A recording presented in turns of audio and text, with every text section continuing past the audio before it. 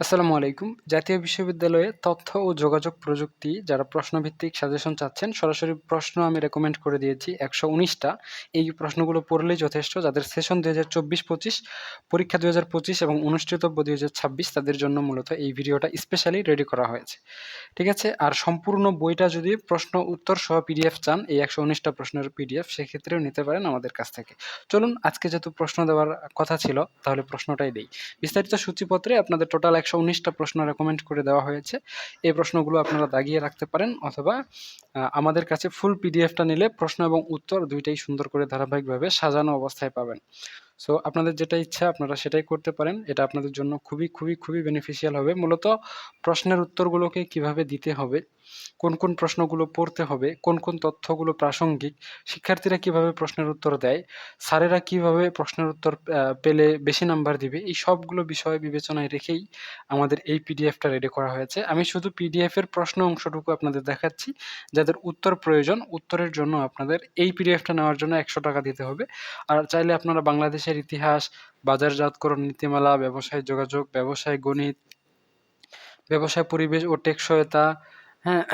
আ ব্যবসায় পরিচিতি, তারপরে ব্যবস্থাপনা নীতিমালা, এই যে অন্যান্য সাবজেক্টগুলো রয়েছে সেগুলোও নিতে পারেন। মূলত বিবিএ, এমবিএ এর যতগুলো সাবজেক্ট আছে সবগুলোরই পিডিএফ আমাদের কাছে এভেইলেবল আছে। প্রতিটার জন্য ৳১০০ দিতে হয়। সো আপনারা এটা নিতে পারবেন। আপনাদের জন্য এটা খুবই বেনিফিশিয়াল হবে বলে আমি আশা করছি। আর বিগত ২০১৮ সাল থেকে আমি সাজেশন দিয়ে আসতেছি। প্রতিবার কমপক্ষে ৮০% কমন ছিল। আশা করা যায় এবারেও থাকবে। আর গত ৩ বছর ধরে 100% কমন ছিল।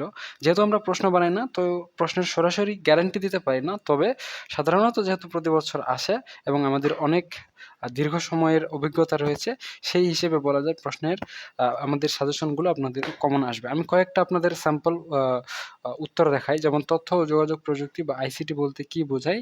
এর সংজ্ঞা দাও। সুন্দর করে সংজ্ঞা দিয়ে দেওয়া হয়েছে অতিরিক্ত কোনো তথ্য ছাড়াই, এবং শুধুমাত্র সেই প্রশ্নের জন্য স্পেসিফিক যে প্রাসঙ্গিক উত্তরটা হবে সেটাই প্রশ্নের ভিতরে উত্তরের ভিতরে দেওয়া হয়েছে।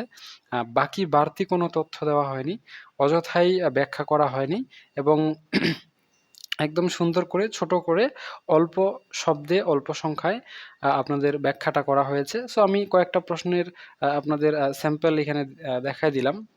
ঠিক আছে? আপনারা পরবর্তীতে যদি চান সেক্ষেত্রে সমাধান সহ এই পিডিএফটা নিতে পারেন। আমি কয়েকটা স্যাম্পল দেখায় দিলাম।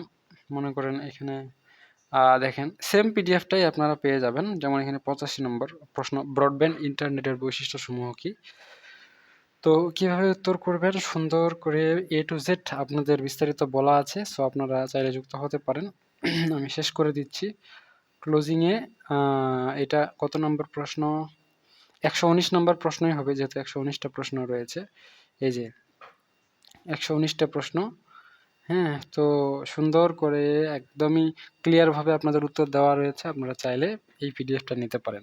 ঠিক আছে? আজকে এ পর্যন্তই। সকলেই সুস্থ থাকুন, ভালো থাকুন আর আমাদের সাথেই থাকুন। দেখা হচ্ছে আপনাদের সাথে নেক্সট পর্বে। ততক্ষণ পর্যন্ত খোদা হাফেজ।